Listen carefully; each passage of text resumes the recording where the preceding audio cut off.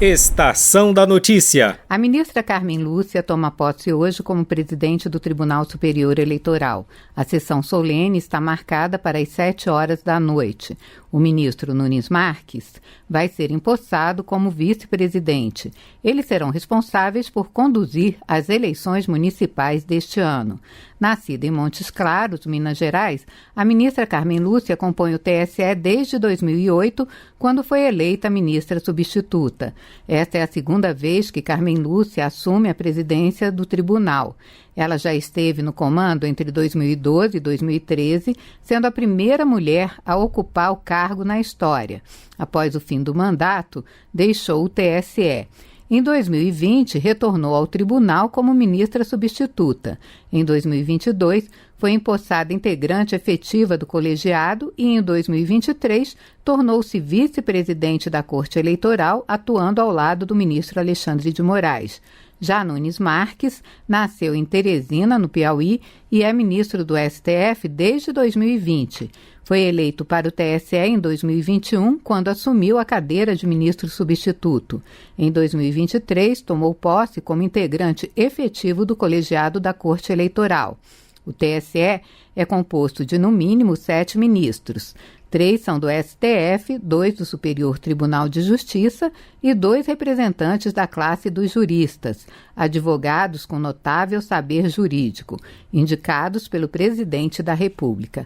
Da Rádio Nacional em Brasília, Ana Lúcia Caldas. Estação da Notícia.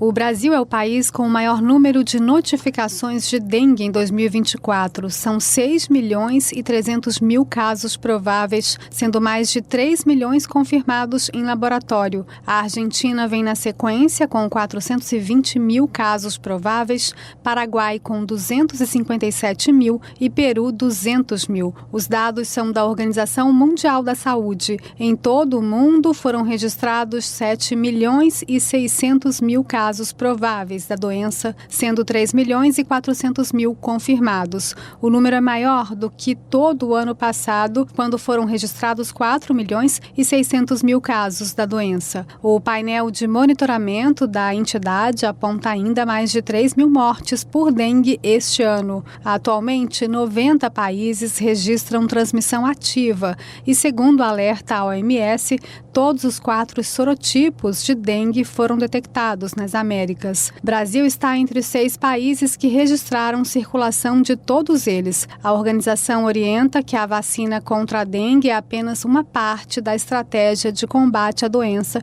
que deve incluir também controle do mosquito transmissor, gestão adequada dos casos e envolvimento comunitário. Dados da OMS também mostram sobreposição de casos de dengue, chikungunya e zika. Segundo a entidade, o fato de todas serem transmitidas pelo mosquito Aedes aegypti e terem sintomas semelhantes pode resultar em diagnósticos equivocados. O painel da OMS contabiliza em 2024 mais de 250.000 casos de chikungunya em todo o mundo e quase 7.000 casos de infecção pelo vírus Zika. Com informações da Agência Brasil, da Rádio Nacional no Rio de Janeiro, Fabiana Sampaio. Estação da Notícia. A troca de ataques entre Israel e o grupo militante Hezbollah, que apoia o Hamas na guerra em Gaza, se intensificou nos últimos dias. No domingo, 2 irmãos morreram na vila de Ula, no sul do Líbano, quando a casa deles foi atingida. 90.000 civis já foram evacuados do sul do país, cerca de 1/3 deles crianças, segundo a ONU. Do lado israelense, drones do Hezbollah foram interceptados e um atingiu a cidade de Naharia, a 7 quilômetros da fronteira. O primeiro-ministro de Israel, Benjamin Netanyahu, disse hoje que um plano para encerrar a guerra em Gaza foi aprovado no mais alto nível do governo. A proposta inclui destruir o Hamas e recuperar os reféns. Netanyahu afirmou que a medida não é fruto da pressão que vem sofrendo. A declaração ocorre depois que a mídia israelense informou que Netanyahu teria aceitado iniciar o plano de paz promovido pelos Estados Unidos antes que os termos estejam totalmente acordados com o Hamas. O exército israelense confirmou a morte de mais 4 reféns que eram mantidos em Gaza. Na Índia, a contagem dos votos da maior eleição do mundo começa nesta terça-feira e os locais de apuração estão sob forte vigilância. A Comissão Eleitoral do país informou que um recorde de 642 milhões de eleitores votaram nas eleições gerais que começaram em 19 de abril e terminaram no último sábado. Sobre as preocupações que a oposição levantou a respeito da apuração, a comissão disse que o processo existe há décadas e é muito robusto. A China conseguiu pousar com sucesso a espaçonave não tripulada Chang'e 6 na Lua nesse domingo. A administração espacial do país divulgou a filmagem feita durante a aproximação da superfície lunar. Ela tem a missão inédita de coletar 2 quilos de solo e rochas no lado da Lua que não é visível da Terra e depois decolar trazendo de volta o material. Com informações da agência Reuters, da TV Brasil para a Rádio Nacional, Pedro Moreira. Estação da Notícia.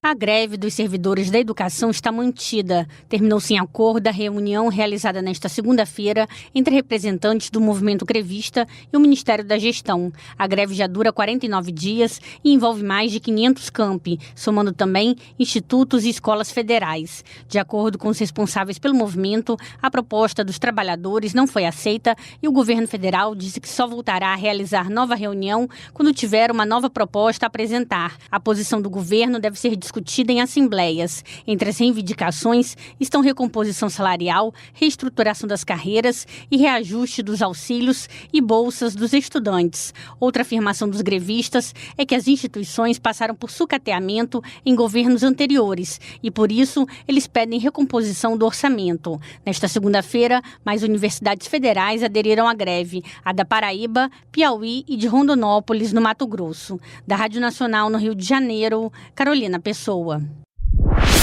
Estação da Notícia. Os custos de atendimentos médicos relacionados à obesidade infantil no SUS, Sistema Único de Saúde, ultrapassaram 225 milhões de reais entre 2013 e 2022. É o que aponta um levantamento realizado pelo Instituto Desiderata, uma organização da sociedade civil focada na melhoria da saúde pública infanto-juvenil do Rio de Janeiro. O estudo contou com a parceria da Universidade de São Paulo e da Fundação Oswaldo Cruz. A pesquisa mostra ainda que crianças com obesidade apresentam maior risco de problemas de saúde durante a infância. Além disso, crianças que chegam aos 10 anos de idade com sobrepeso têm mais chances de serem obesas na fase adulta. O estudo apontou que no Brasil, mais de 10% das crianças menores de 5 anos estão com excesso de peso. Na faixa de 5 a 19 anos, esse percentual sobe para 28%.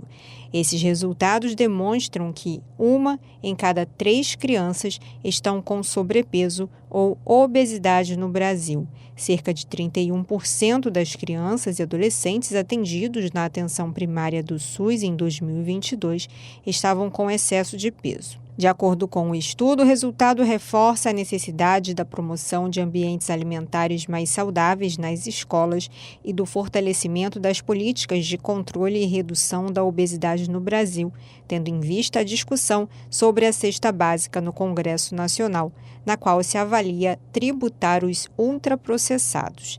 A medida poderia ajudar a desencorajar o consumo desse tipo de alimento e melhorar a saúde da população, como destaca o gerente da área de obesidade infanto-juvenil do Instituto Desiderata, Rafael Barreto. Nós precisamos atuar em diversas frentes para que tenhamos resultados efetivos.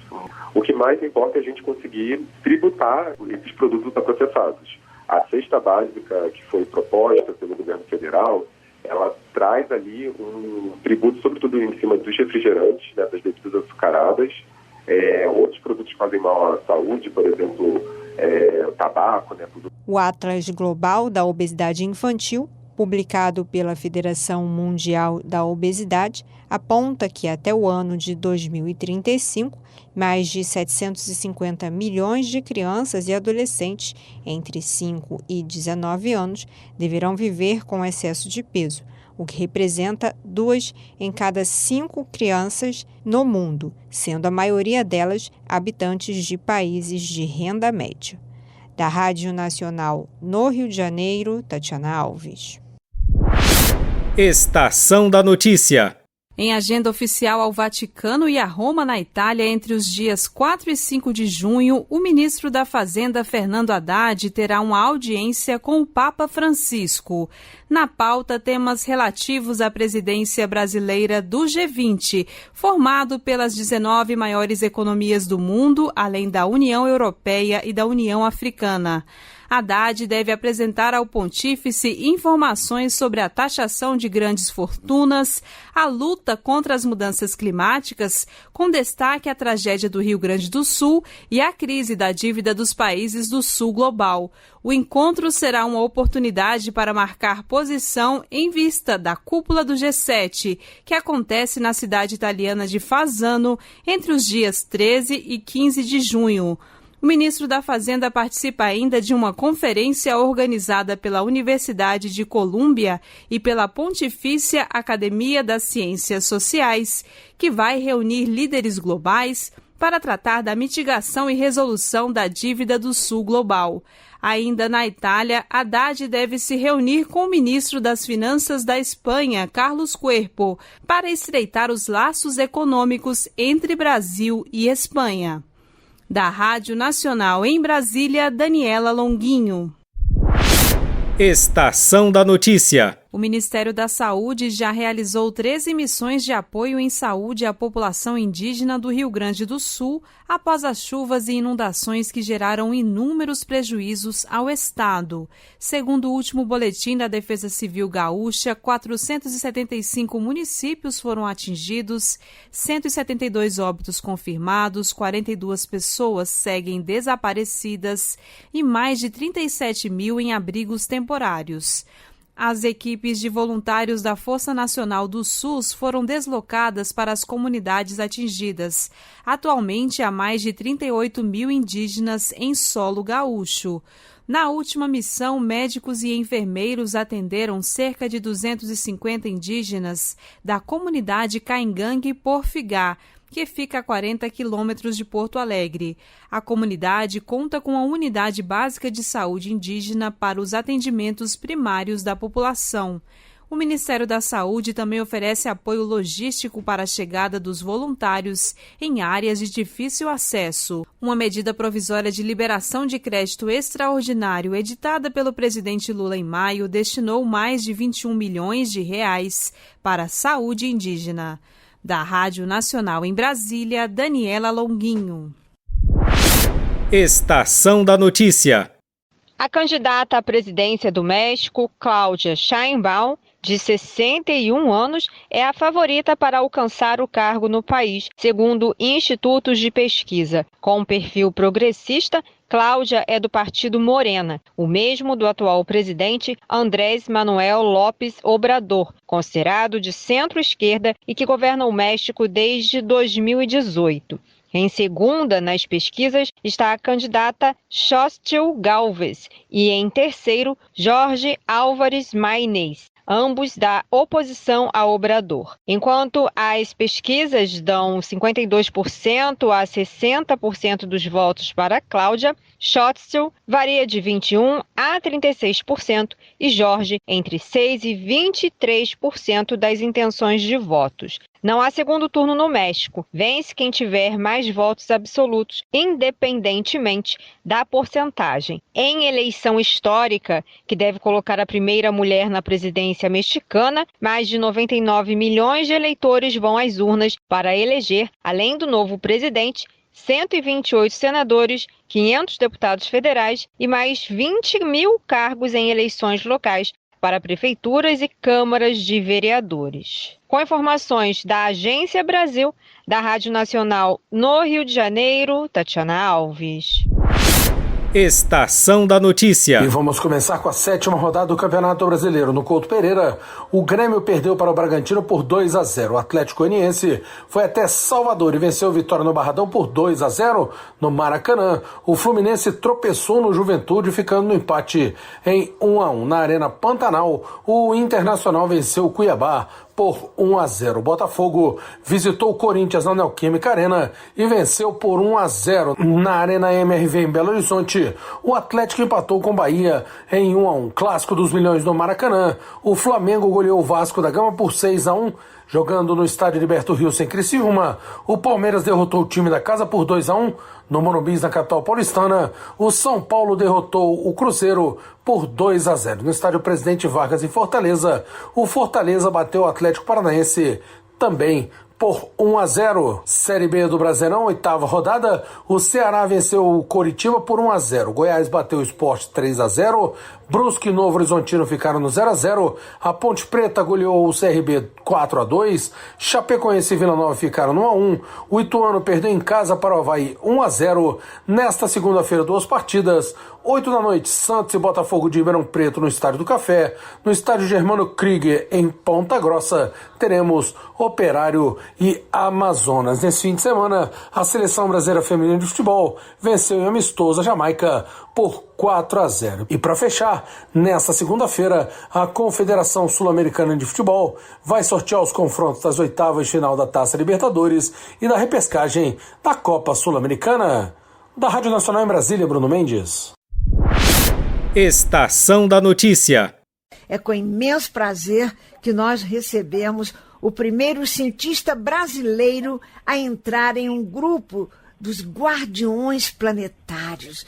Falo do Dr. Carlos Nobre, que há 20 anos nos deu uma entrevista premonitória, inclusive, falando por que o Brasil deveria se preocupar com as mudanças climáticas, quando naquela época nós tínhamos apenas um aumento de 1% da temperatura do planeta e julgávamos que isso não era muito significativo. Então, passado esse tempo, seja mais do que bem-vindo à estreia do nosso Natureza Viva.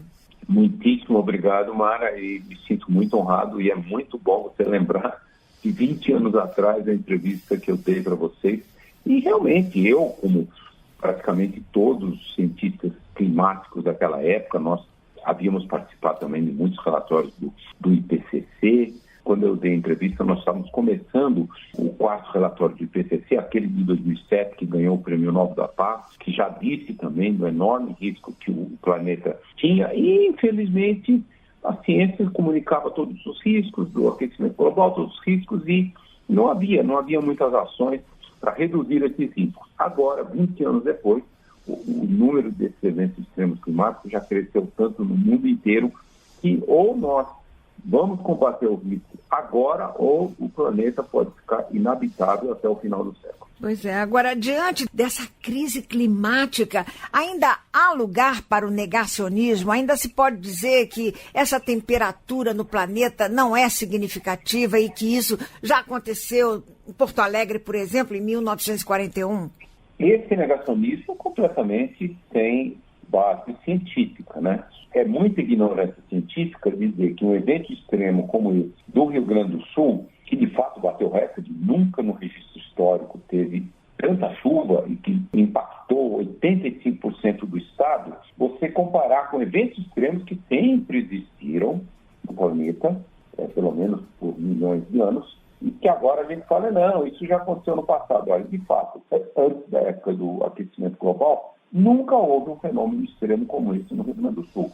Teve lá na cidade lá de São Gabriel, lá em 1857, um evento de chuva também intensa. Teve em 1941, ali na região mais da Grande Porto Alegre, menos uns 20% do estado. Agora não, foi um evento de 85% do estado, foi o maior evento de chuvas da história. Então, é isso que o aquecimento global faz. O aquecimento global, ele não está inventando novos eventos extremos. Às vezes, um ou outro evento extremo, sim, nunca ocorreu e agora o planeta mais quente ele ocorre. Mas a grande maioria, mais de 90% dos eventos extremos, eles são eventos oceânicos, atmosféricos, que existem há milhões e milhões de anos, como esse que aconteceu no Rio Grande do Sul agora, como a grande seca na Amazônia de 2023-2024, só que agora eles acontecem, primeiro, com uma frequência muito maior, o planeta está mais quente, aumenta a frequência, e batendo recordes. De novo, maior chuva da história desde 1850, 1900 do Rio Grande do Sul, e a temperatura bateu todos os séculos, 1,5 graus em 2023, continua 1,5 graus até nos últimos meses, chegou a 1,6 graus. Da temperatura do planeta, a gente tem que ir 125 mil anos atrás para estar nessa temperatura, no último período interglacial. Então, um pouco os negacionistas, eles de fato são totalmente anti-ciência, porque o fato de que existiu um fenômeno extremo 100 anos, 200 anos, 1000 anos, não significa que esses eventos que estão acontecendo com muito mais frequência e até batendo recordes são naturais. Isso é planeta mais quente, aumenta muito a evaporação da água dos oceanos. Os oceanos todos bateram recorde, de novo, recorde desde o último período interglacial. E quando o oceano está mais quente, ele evapora muito mais água. O vapor d'água na atmosfera é o combustível das chuvas intensas e depois isso que também induz secas intensas e ondas de calor. Então, os negacionistas, até posição científica, que nós, cientistas climáticos, nós não estamos dizendo que esses fenômenos nunca aconteceram. Nós estamos dizendo que o planeta mais quente os torna mais frequentes e batendo recordes também. E é exatamente isso que está acontecendo no mundo inteiro. Pois é. Agora, o que a gente lamenta é que, apesar dessa crise climática jamais vista e sentida, não só no Brasil, os crimes ambientais continuam. Ainda no mês passado, nós vimos o caso daquele fazendeiro de Mato Grosso, dono de 11 fazendas lá em Barão de Melgaço, que desmatou uma área de 80 mil hectares. É porque as pessoas não têm dimensão. O que é 80 mil hectares? Ora, isso equivale à cidade de Campinas, em São Paulo. E ele fez essa devastação a partir de 25 tipos de venenos pulverizados por avião, quando a legislação proíbe que esse agente laranja entre em campo literalmente, né? Infelizmente, isso é um fato mundial e até difícil da ciência, não é nem ciência climática, isso é muito mais ciência social, política, cultural. É um pouco até difícil de entender. Quando a gente olha todos os setores econômicos do planeta, 70% das emissões praticamente vem da queima de combustíveis fósseis, petróleo, carvão, gás natural. Mas esse setor é pouco negacionista. Eles estão propondo uma transição para energias renováveis ainda muito lenta. Vai gerar uma emergência climática muito grande, mas há muito poucos negacionistas do setor de energia, do setor de combustíveis fósseis. O maior número de negacionistas vem do setor do agronegócio, em todo o mundo. Isso não é só no Brasil, nos Estados Unidos, no Brasil, na Argentina, nos países europeus, na Austrália. Então, essa é uma coisa difícil de entender, porque a produção agrícola no mundo está sofrendo tantos extremos climáticos, por exemplo, recorde de secas na Amazônia e no Cerrado 2023-2024. Bateu a pior safra de soja da história, a quebra da safra, também uma grande diminuição da produtividade da pecuária e de outras culturas agrícolas. Isso está acontecendo no mundo inteiro. Então, é muito estranho. Por quê? Esse exemplo que você deu. Porque lá, desde a ditadura militar, que os militares criaram a política de acabar com a floresta, substituir por pastagens e culturas agrícolas, e não só na floresta amazônica, expandiu demais os desmatamentos do Cerrado, a Mata Atlântica, infelizmente, já tinha sido muito desmatada. Então, o setor do agronegócio brasileiro, politicamente, e esse setor que apoiou totalmente o ex-presidente, o negacionista, o anti-ciência, eles têm uma visão que vem lá de trás, né? Lá da década de 70, 80, 90, que eles querem expandir a área do agronegócio, pecuária, culturas agrícolas, e chegar a 2/3 do território nacional. Isso é quase 5.700.800 quilômetros quadrados. Então, hoje, a agropecuária ela tem aproximadamente 3 milhões de quilômetros quadrados, quase 3 milhões. Eles querem chegar mais 2 milhões de quilômetros quadrados. E eles querem continuar expandindo. Esse exemplo que você deu do Cerrado é isso. Eles querem ir agora de todas as formas, com fogo. Na Amazônia explodiu o fogo e aí sim, inclusive, com o uso de agrotóxicos. O governo anterior aprovou um grande número de agrotóxicos muito perigosos para a biodiversidade, e você, logicamente, sabe desses estudos agora, mostrando que nós vamos, se continuarem o agronegócio brasileiro a usar essa grande quantidade de agrotóxicos, eles vão afetar demais a biodiversidade. Por exemplo, nós temos o país com o maior número de espécies de abelhas do mundo. Nós estamos ameaçando a existência das abelhas. Então, com os agrotóxicos. Então, é só para dizer que realmente é muito difícil entender um setor que está sendo tão afetado pelos extremos climáticos, eles continuam com a prática, com a política de expandir o agronegócio aqui no Brasil. E essa sua eleição como guardião planetário de um grupo tão seleto só nos dá provas de que o seu trabalho, valoroso como sempre, está sendo cada vez mais reconhecido e indispensável para a sobrevivência da nossa vida planetária. Um grande abraço, até breve. Até breve, eu que agradeço. Estação da Notícia.